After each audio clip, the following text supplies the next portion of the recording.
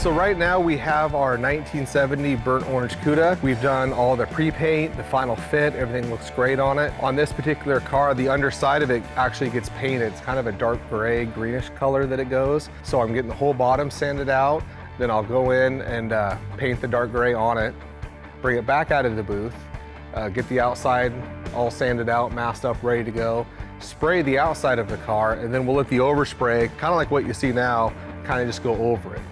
So it won't look that good, but that's the way the factory did it on this particular car, and that's how the customer wants to keep it.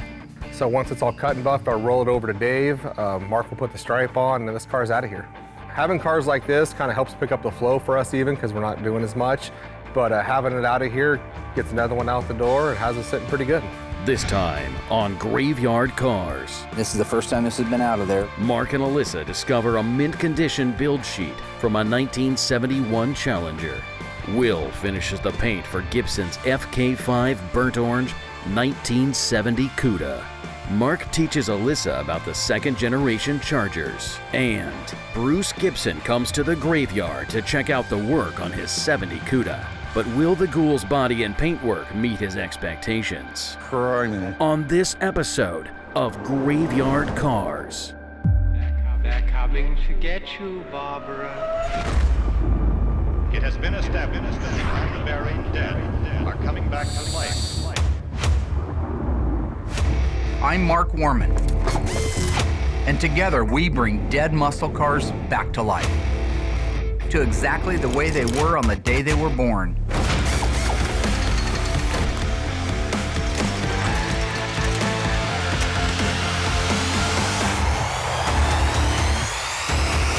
This station will remain on the air day and night. In case you missed it, Mopar master Tony D'Agostino from Tony's Mopar Parts came out to help Mark decide the fate of 3 mistreated Mopars.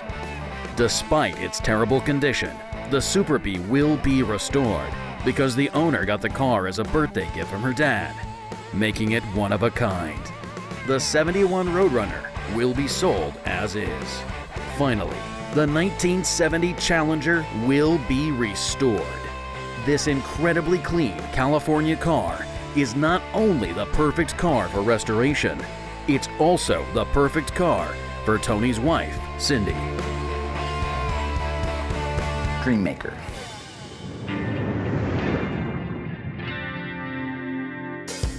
So this is really cool. The guys have been disassembling our 71 Challenger RT. This is a plum crazy car. Really nice, clean, one paint job type of survivor car. I mean, just to give you an example, and I'll talk about the build sheet in a minute.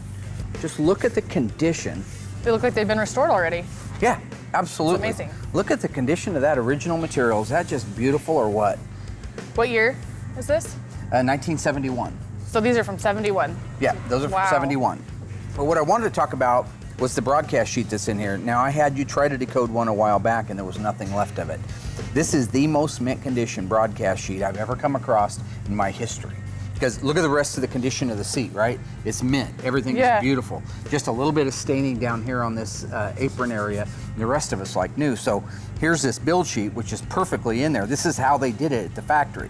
You might have found this build sheet, broadcast sheet, in the backs of one of the front seats too.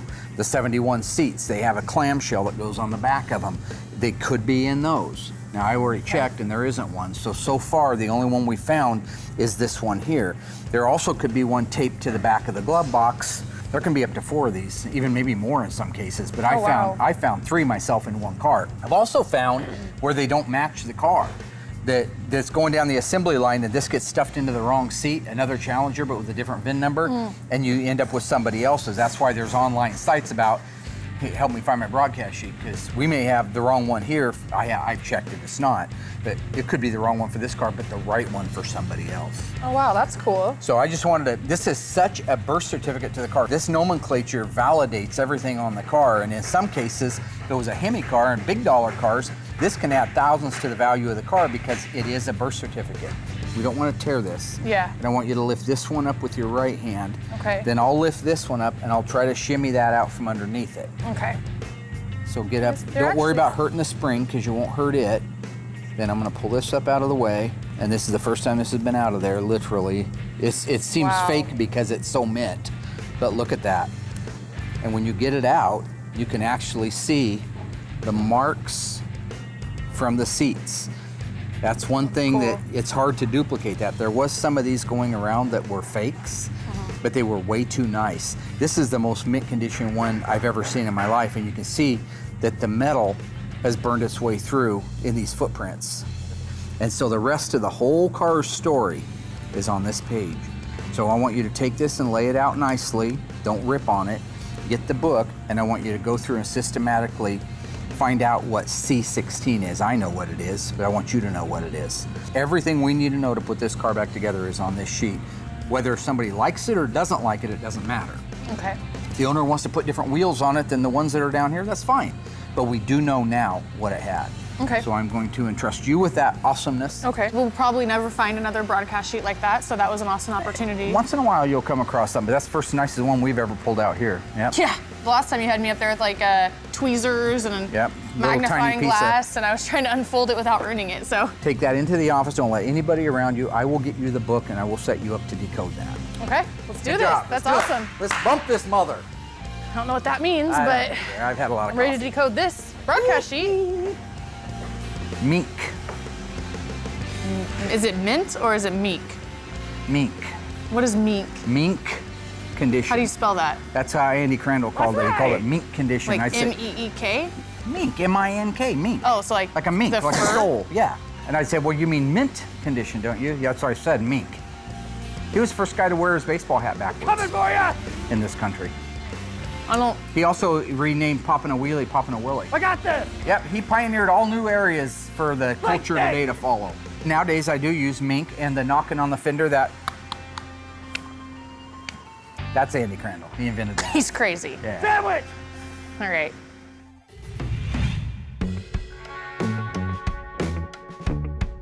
Here we are. Today is the final paint day on our 70 Burn Orange Cuda. The car is in the booth, wiped down, tacked off, so it's literally ready to go.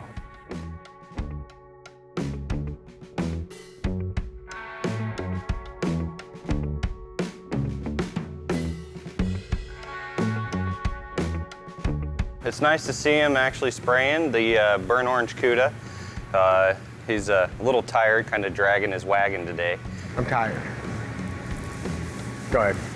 A little bit grumpy, but you know, that's Will. Kind of expect it day-to-day basis. And I get the paint gun hooked up, I'm ready to go, and there's a moth. And it literally flies right over the fender to the other side of the booth. And it went in this little corner, and I couldn't step on it. So then I got nervous because you have to kill it right then and there. So what I did is I just took the tripod off the camera, even though it was still running, and I just started kind of jamming it. But we killed it right before I even started painting, so it worked out good. But we're trying to make headway. He's doing the Burn Orange, trying to do the blocking on the firepower here. So, you know, trying to make sure Will doesn't get a day behind, because I was already a day behind on it. So we're keeping him, you know, going forward. Just kind of keeping the ball rolling. How many coats are you putting on the Burn Orange today, Will? Well, it would only be a couple, but then all your areas we got to go back and fix the breakthrough Right. spots. So it's going to take 4 or 5 to cover the breakthroughs. 4 or 5. And then 3 over the whole car. Yeah. Is that normal, 4 or 5? Or is it just on breakthrough spots? The color sucks, so Yeah. it's a long process. I'm going to try to have it done by lunch, Okay. but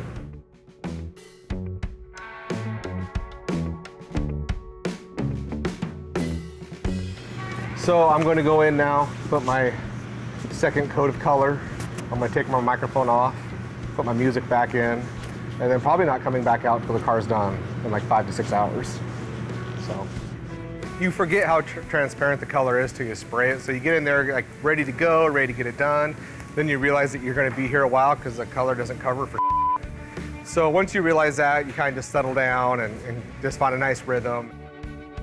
It went really well getting the color done on it. There was no issues, laid down perfect. So looks great.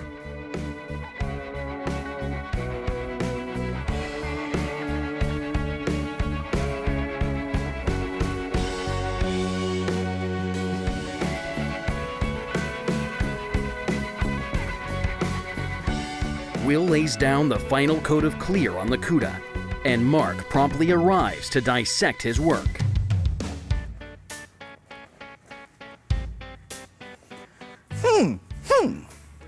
So I'm getting ready to do the cut and buff on this car. We got the paint work all done. Just having Mark go over it before I take it in the booth, start getting it all cut and buffed. And the owner with this car is actually assembling the car. So once we get the buff all done, it's out of here and the owner can assemble it. Are we putting the decals on it? This car does get a hockey stick stripe. Are we putting it on? Yes. So once the cut and buff is complete, we will put the decal on, or Mark will. He's really, really good at that. So we'll put the decal on and put a couple parts and pieces on it and ship it out to the owner. What are you doing? This is how I check the reflective value of the paint. That paint should reflect exactly like a mirror, a color tinted mirror. Well, it'll reflect a lot better once it's all buffed out. Yeah, but at this point I have a scale for pre-cut and buff. I should be able to read all the serial numbers. So anyways, yeah, get the cut and buff done, get the decal on here, hang the hood, hang the deck lid, get this thing loaded up and get it back to the owner. 73964 Mark painted this color Peel 7. on Mark painted this color on the Charger that we did, and the car looked great. The one I did was perfect. It was Messiah-ic. That color on this car, I think, looks way better.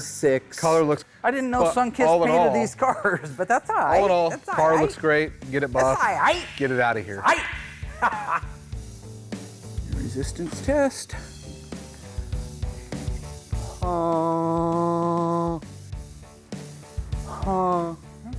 Just want to get it buffed. I'm not even gonna look. I don't even care what he's doing over there. Just want to get it buffed. What tip are you shooting with, sir? I'm gonna guess you're shooting with a 1.4 or 1.6. I'd recommend with the 2021 going to a smaller tip, maybe a 1.3. Over reducing 4%, not 5, not 6, not 3, 4%. That's gonna get you the finish that my 70 Charger Burn Orange FK5 426 Hemi 4-speed A34 Super Track Pack over black interior, one of only 56 made, came out like. The one you painted 3 times? Because third time is a charm. Why are you Nicely laughing, done. you crazy nervous fool? 3 times is the exact number for perfection. All right, so where are you at right now? You've got our Weiss book out. You started decoding. Here's our broadcast sheet, our sacred broadcast sheet. Okay. All right. So I was able to do everything except for I wasn't able to do the second and third column. I've decoded a couple broadcast sheets prior in the past. This was definitely the nicest one, the most legible. Dave Weiss's books make it really easy to decode it. You just go down the list. In the book, the codes are in alphabetical order. And you just see which one correlates with the broadcast sheet, and it's pretty simple. So starting at the top, the sequence code, the vehicle order number, this is the number in which it was ordered. It had gotten assigned to it at the beginning of the assembly line. This is the actual VIN number itself, so you see that. But that's basically the gist of it, is everything is there, and it looks like you've done a good job of decoding it. This is really good for her to know, and I think Alyssa's doing a great job. Beautiful. So you did a good job. What are the wheel covers? What is W21? Is that a road wheel, a Magnum 500? A rally with trim rings. Yep. Yep. That went really well. This is a great opportunity to teach Allysa more points of detailing. The things that can make a car go from a $50,000 car to a $150,000 car resides in how they were built. You get that? Mm-hmm. If it's not on that sheet, then it doesn't belong on that car. No exports. Good job. Cool. Nice. Decoding the broadcast sheet. Make sure that goes in a file and is protected, and get color copies of it too. Okay. In case anything were to happen to it. Okay. Good job. It's just a learning curve, you know? So the more that we can do, the Be like more, me trying to learn DJ, ZZ, Boo Boo, and Baba, and Double Nickels, and all those rappers. I don't understand any of those guys. Okay, I got a real job to do now. Oh, thanks. Right now I'm heating the back of these up, trying to get the glue to loosen up a little bit so I don't break them when I take them out. But the camera guy really wants me to break them, so that way we can go upstairs and see the nice parts room. But I'm still going to try to save them because I know that's what Mark would want. I'll have the car completely done this week, put back together, washed up. I don't want to break them. I try to save Mark money. You guys cost him money.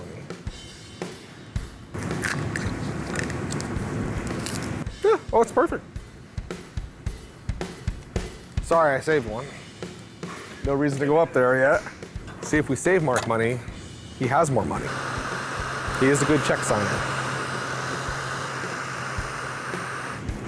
Hot as That's pretty hot. Sorry, suck it.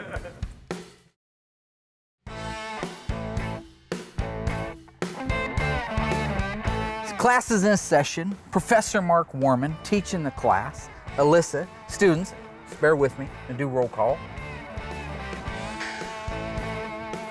Warman, Allysa. Here. Okay.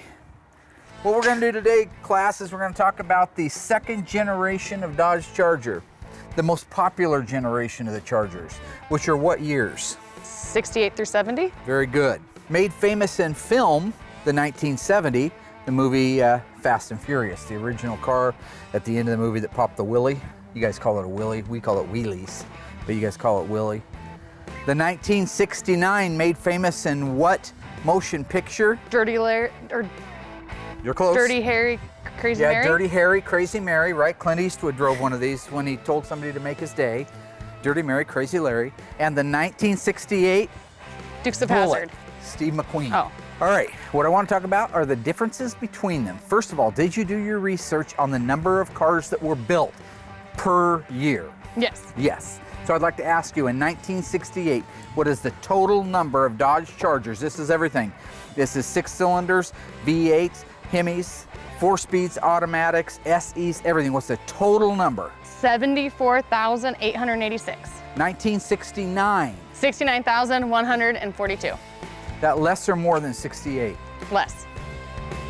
1970. How many of these did they make? 39,431. So Almost basically, 40,000. they just keep getting less and less. That's therefore right. more rare. That's right. Okay. The 68 was the introductory year, and it was startling. If you look at a 66, 67, they look like an AMC Marlin, all right? They were not a great looking car. When Dodge came out with that, it set the world on fire. I mean, that was it. That was what we referred to as the Pantaluma dropper, which is Spanish for panties. I don't know what that means. Yeah, well, that was the Action. They called me Action Jackson when I drove one of these, all right? What My does that mean, cousin Dad? wanted a 68 Charger so bad. Cousin Dougie, you remember Cousin Dougie? Yeah. Cousin Dougie wanted a 68 Charger, couldn't afford one, so he decides he's just gonna end one and total it and have to buy it because he had no insurance. Weird Does way that make around it. sense? It makes no sense at all, but that's Cousin Dougie. Anyway, he ended up with a 68, and that was the first one that came into the Oldham Warman family. If you look at him from the front, you can see the changes in the nose. Now, the least popular of all is my favorite, the 1970 with the looped chrome front bumper. That's the car I had when I was a kid. You think maybe that's why it's your favorite? Because it was the one you had as a kid? Yes, definitely. Yeah, I fell in love with my 70 Charger as a kid, and I always loved it and always will. The 69, popular by, again, the General Lee and movies like Dirty Mary, Crazy Larry, and a multitude of other things, it got this nose piece, this center, still using the same bumper as the 68, but it has this nose piece in the middle. Some people love it, some people can't stand it. 68, which is probably most popular, mostly because of the cool front end on it. That's a very sleek front end. I mean, of all three of them, isn't that the sleekest of all of them? Yeah, I think so. That's probably your most collectible as well. The 69's probably second most collectible, and your 70's last, but all three majorly collectible. But there's more differences than just the front end. There right? is. There is a lot, and I asked you to look some stuff up. I wanted you to comb the cars and tell me what things jumped out at you as different. The door scoops. Okay, in 1970, they used the same door as they did in 68, except that there is a modification from 68 to 69 in the doors of where they put the door lock knob. If you look at this,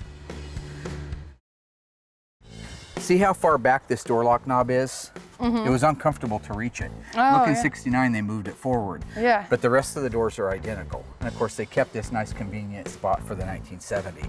The Yeah. two doors outwardly look the same, but you did get that cool scoop, which was one of my favorites. My car Yeah, was like not that. an RT, but I wished I would have had those. But that's right, that's observant. Look at the side markers. Look at the shape and the finish on the side markers. 1970 It's getting more bigger. elegant. It's an elongated side marker. It's chrome. 69 see, I is- didn't know if that's an option to do chrome on that or No, not. chrome wouldn't have come. It came painted. So that, again, a little less sexy. Also, there's no light in this. This is just a reflector. Oh. That's the first illuminated one. Back over to here, Doesn't. 1968 Dodge Charger has the round one. Again, most people think is the coolest looking of all of them because it's sleek, it's less is more, that Yeah. kind of a thing. Before we jump to the interior, just real quick, looking at these three cars, which one do you think is the coolest looking back end? Well, I mean, it's a matter of personal preference. Personal preference. I mean, those kind of, I like the retro round. It kind of reminds you of like the Firebirds and They the. weren't retro back then, but they were cool back Yeah, then. yeah. I like those, but I mean, I actually kind of like the 70.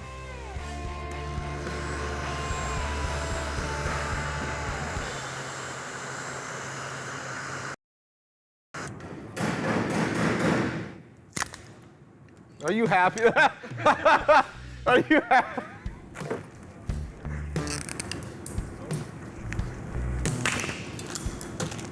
Okay, one broke. So now, since your wish came true and we broke one, I'm going to head upstairs and go to where our light assembly parts and pieces are and grab our brand new box of them because we stock everything. So as you can see, it's all nice and clean, neat and organized. We have all of our extra like bezels and we have, you know, other little ones here in case one break. But for some reason, we actually have a brand new box here. So it's our brand new box that's got 2 orange ones and 2 red ones in it. So I'll take these down, put them on my toolbox for now, get the bezels painted, and then stick these in. This is all of our stuff that can't be replaced here. You know, all of our door moldings and quarter interior moldings. This is everything Mark kept that's valuable. Well, I'm glad to get back to work.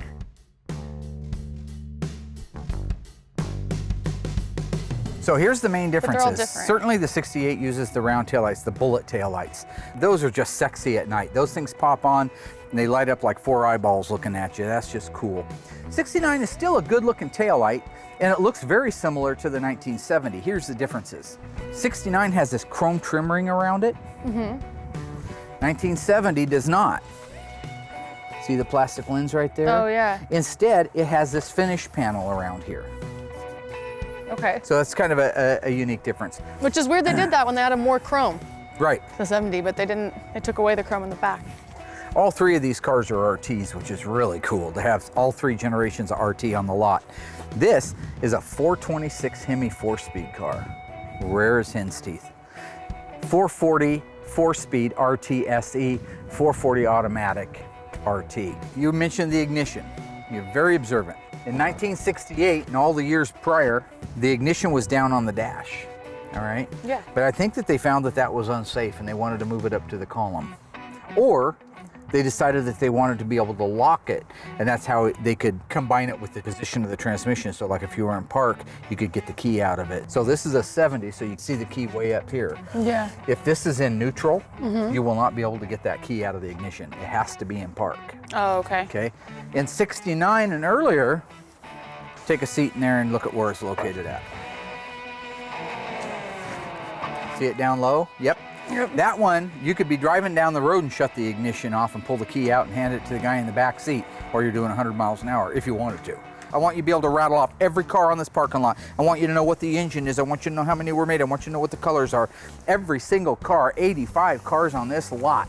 I want to be able to just point to that and you tell me exactly what it is, what the factory color is, and if it's an automatic or a 4-speed. Well, Dad, you don't even know those. I'm sorry. Every single car, Every single car on this lot, you're telling me. I'm telling you that I know what engine, what transmission, and the factory color of it. And model, Really? really. Anyone? Everyone. We can play any I game don't you want to believe play. you. Well, play any game you want to play. It's easy to say that. You want to dance but I with don't the think you devil do. in the pale moonlight? My suggestion is to drop a quarter in the slot, baby. Drop a quarter in the slot, baby. I know what that means, but I really doubt that you know every single one. Like I said, it's easy to stand back and say that, but what are you doing? What are you? That's how you clear your brain out. That's Let's see it. 71 Dodge Demon 340 automatic EV2 Tour Red with an orange and black interior automatic transmission. Fact. 71 by the way. Dodge Challenger RT 383 automatic factory N96 shaker hood and FC7 plum crazy purple. 1970 Dodge Challenger RT 440 Chrysler automatic transmission on it. Actually has the original 440 6-barrel 4-speed from the factory, but it's had an automatic 1968 Plymouth Roadrunner, 69 Dodge Charger Daytona, 440 6-pack automatic Dana rear end, and a 1971 Charger 440 automatic. I can go all day long, Jack. What do you want to do?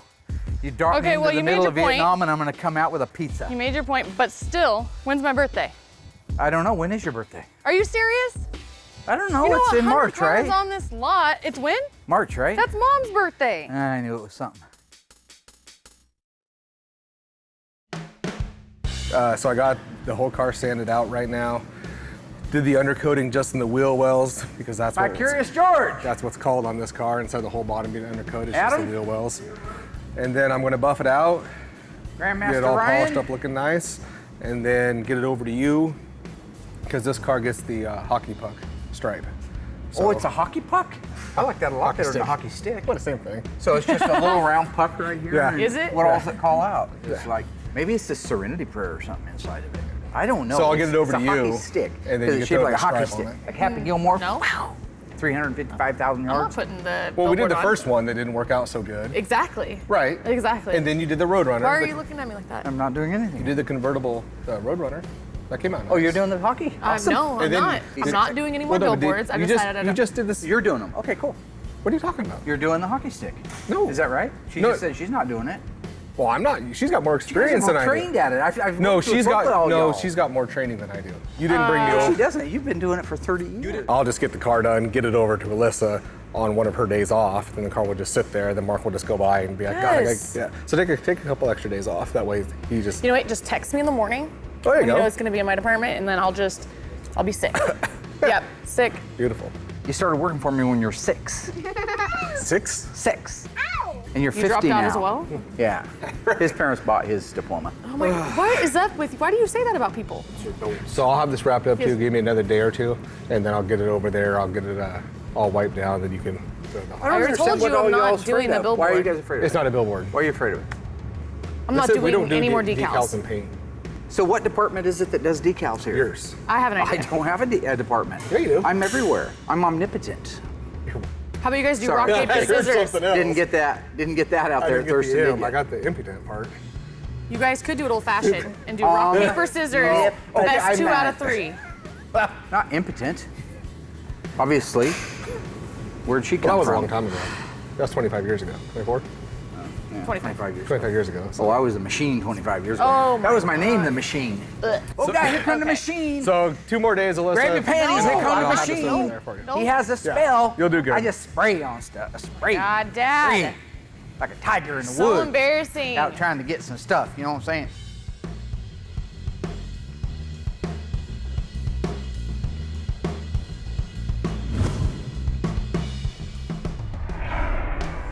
So this is gorgeous. So take a nice look down the side of it. It should look like a sheet of glass. There should be no deviations or warbles. Just stand back there where I was. Eyeball. Looks That's good. the Jaws sound there. 2 things are important. One is that it's perfect, and 2 is that it's done on time, and that's why I've got you out here helping me. I'm getting behind on all these cars. That's the truth of the matter. So I can't keep up with 78 cars that are here all the time, so I'm gonna need you to help me do that. Okay. So I wanna make sure it's done before we call the guy and tell him, and he drives all the way up from Southern California. Oh, well, this car's definitely not done. This car is not done. I don't know where the hood, the deck lid, the side markers, the vertical lock support, and the other pieces are. Like at all? No, I don't know why they're not in the car. I assume they're down there and they're painted. Okay. The other thing, just so you know while we're here, look at your door lines. They should be about the same. You should have the same thickness of a gap here as you have here. Now, E-bodies are a little bit tough, and we end up having sometimes to make those lines, meaning we'll have to cut that quarter panel and move it back to get a little bit more open line. And that's just the way it is. It's between the replacement sheet metal and the fact that the cars aren't virgins anymore and the fact that they were never built perfect from the factory. But when we're done, that is a really nice set of lines right there. Yeah, that looks really good. So here's what we're missing. We're missing a hood. This is a Shaker N96 car. Okay. What's the alphanumeric code for a Shaker in 70 and 71? N96. November 96. Side markers. Now you'll notice that this upper cowl is blacked out. Yeah. You know why that is? No. It was mandatory on all of this 1970 Cudas that they get blacked out up there, unless it was black or I think B7 blue, because that was dark enough. They didn't want to see body color through there for the same reasons they didn't want to see body color through the grill. So if you stand around there and look, you see all this is blacked out? Yep. They don't want you looking through those and seeing body color. They want it to look like it goes forever, just like a dark shadow. So that's why that's blacked out, and that's why the cowl's blacked out. 71, they didn't care. They pulled that out. It's no longer mandatory.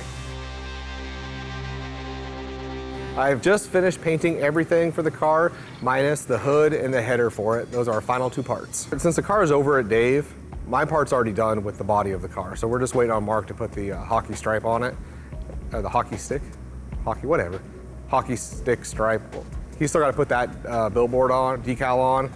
And then in the meantime, I'll get the header painted and the hood painted, and the car's done. The paint's not real fancy on this as far as a high metallic or hard to spray. You know, it's orange. We'll do it in a single stage. So with the rest of the parts in there drying right now, they'll stay in there for the day. I'll come in on Saturday or Sunday, spray the hood, the header, so when Mark comes in on Monday, we set the deck lid on, we set the hood on, he throws a stripe on it, and the car's done.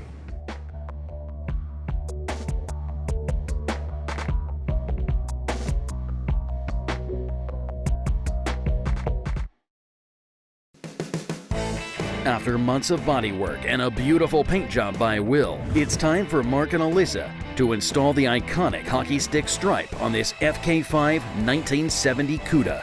This is the final step before Bruce Gibson arrives to pick over and hopefully pick up his passion project.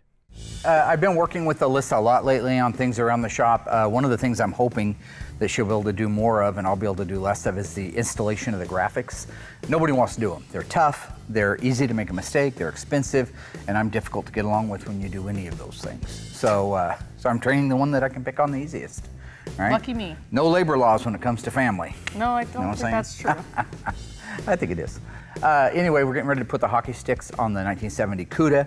Before we do it, before we start putting them on, I know basically where they go, but we have a 1970 Cuda 383 4-speed car out back that's all original paint. It's Touareg car, EB2, you knew that. Yeah, of course. And it's an original V6X car. So we can go out, let's take, you got your notepad, good girl. Okay. So stand back here and soak it in. Soak it all in. I want you to stand right there. I want you to pay attention to this line right here. Many people make the mistake when they put these graphics on of getting a rake to them so that this is all kind of clocked like that. No, this should be parallel with this line here, is it? Yes. When you look at it? Yep. That's what you have to do. That's why I cut them apart, is to make sure I get that. Okay. Sometimes these come with the backing paper over all this.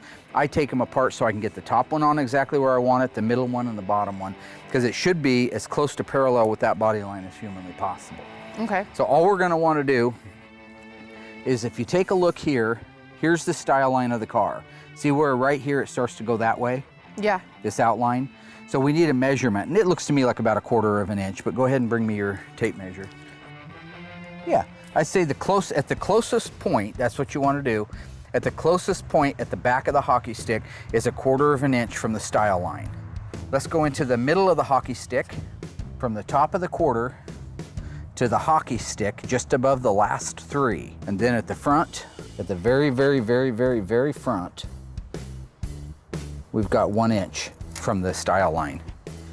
So we put this one at 1 inch, we put this at 7/8 of an inch, and then we build the rest of them around it. Alrighty, so let's open the door. What you want to do is, this decal is going to sit off the end of it, and you don't want it sitting on the door where it could get stuck down. It just needs to free float out here. Okay, I remember that from the other ones we did. All right, so I want you to put me a piece of tape at the 1 inch mark. Okay. All right, is that good? It's a little crooked. Okay. And then we had the hockey stick.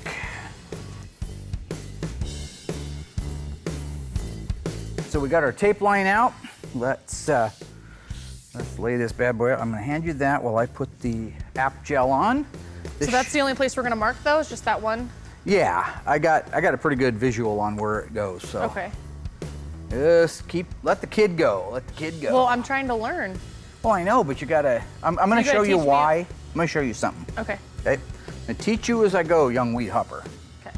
Grasshopper. Okay, take that off of there. Oh, this is where I screwed up the last time. Are you All sure? right, so that's because you guys got it wet. Okay. All right, so just let me see it. I'll take this end, you take that end. Down there, hold it up off the ground. Okay, go ahead and pull that away from it. We're just gonna plop her up there. I'm gonna set that there just gingerly. Gingerly. This needs more of a gap right here, so we gotta bring this down. Put your finger at the front. Better, don't you think? Yeah, it's better. It's better. How much are a set of graphics like this? About $200. Jeez. Get back. I just need room.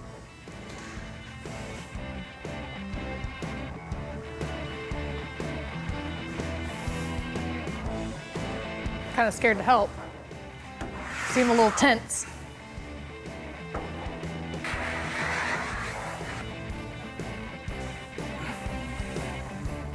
Okay. I think it looks good. All right, so if the next thing that came in would be the 440, see what it fits like in there. How the numbers fit. That's nice, that's pretty close. Yeah, I think it's just above that style line.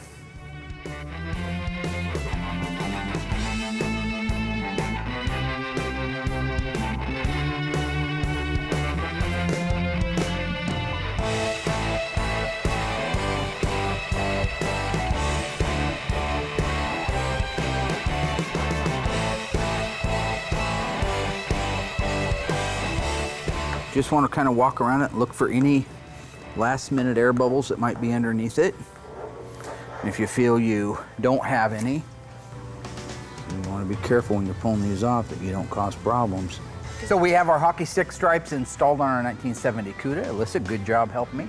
I think that the car came out beautiful. That's a nice contrast. This car doesn't have a lot of stuff on it, and that's just the problem with the 70 Cuda. Really, the hockey stick stripe, you could have had a rear spoiler, you could have had rear window louvers, but this one didn't. So I think that's a really nice, subtle little accent for the car.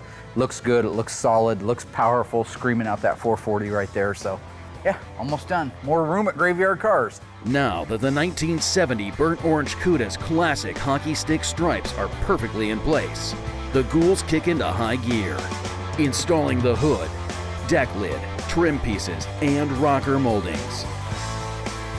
Then buffing, polishing, washing, and rushing this car into the assembly room.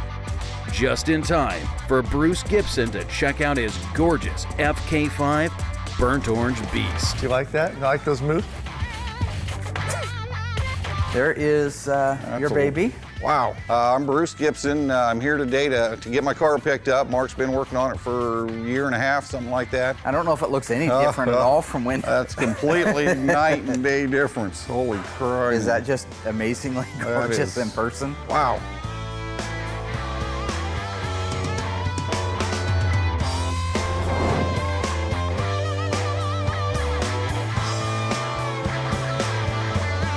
It was a driver car. It was in decent condition to look at.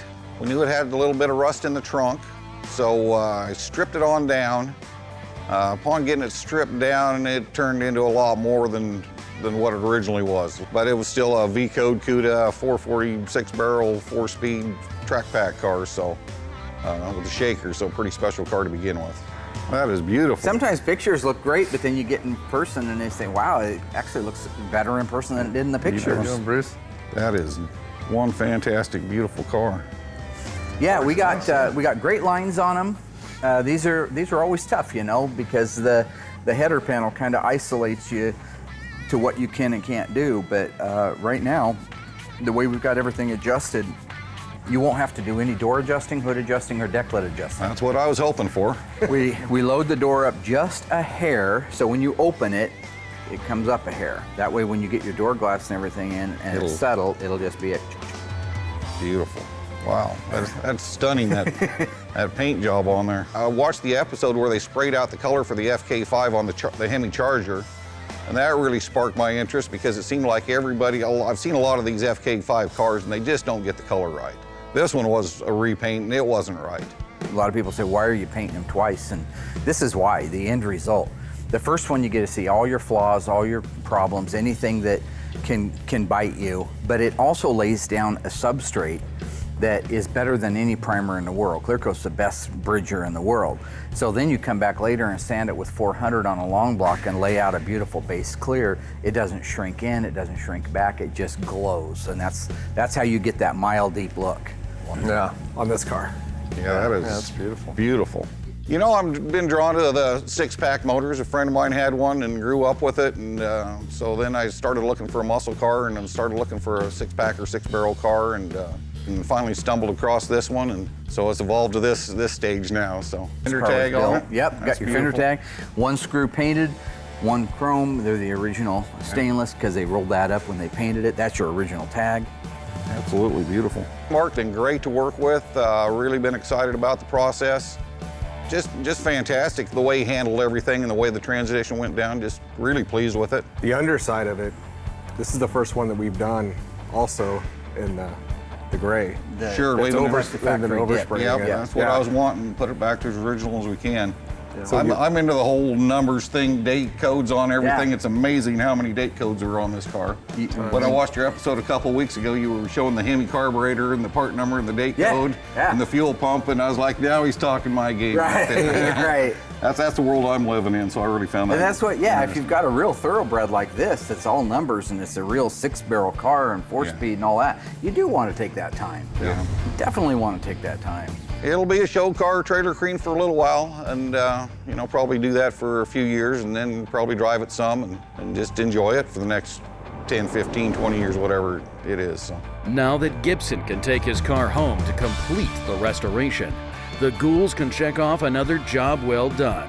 Allysa was able to add more knowledge to her second-generation Charger database and learn to decode a 71 Challenger's build sheet. Will laid down perfect paint with one of the most difficult colors to spray, the very transparent FK5 Burnt Orange. And Mark laid down the law with his adroitly installed hockey stick stripe. Maybe he'll let Allysa do it next time. Maybe. Oh, I am so excited to get this home and start putting it together. You have no idea. First thing you're gonna do is call all your buddies. They gotta come over and look at it. Yeah, they've already, that's and already take a little happened. credit for as much as you can, because that's a guy thing, right? That's right. Oh, they asked me if I want to come up and paint it. I told them no, I'll let Will have a little limelight, Everybody's come over and helped me put the suspension in. This is a really cool little car. I mean, obviously 446 barrel, my favorite colors. You got your FK5. It's a bit unique to graveyard cars in as much as the scope of work is different. Normally now, of course, we'd move over to Dave's area after the body and paint's done. It would get the final assembly on it, engine, drivetrain, interior, everything would be built out, and we'd finish another person's dreams. In this particular case, Mr. Gibson wanted us to build the foundation for it, do the body and paint, the stuff that we're so well known for, and then he's going to take it himself and finish the build out. As for me, in some ways it's a good thing because it's another set of taillights down the road and more room at Graveyard Cars.